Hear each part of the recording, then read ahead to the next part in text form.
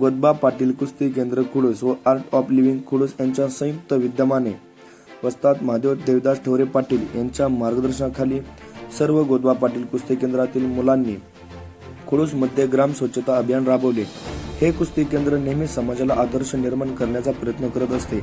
गोदबा पाटील कुस्ती केंद्र हे आर्ट ऑफ लिव्हिंग च्या संसाराखाली वाढत असलेले कुस्ती केंद्र आहे।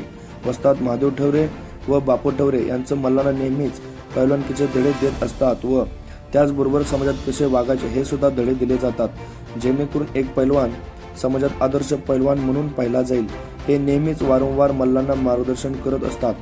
काल ज्ञानेश्वर माऊली यांची पालखी खुडूस मधून रामकृष्ण हरी व ज्ञानबा माऊली तुकाराम या जयघोष मध्ये गेली, त्यामुळे गावामध्ये भक्तिमय वातावरण निर्माण झाले।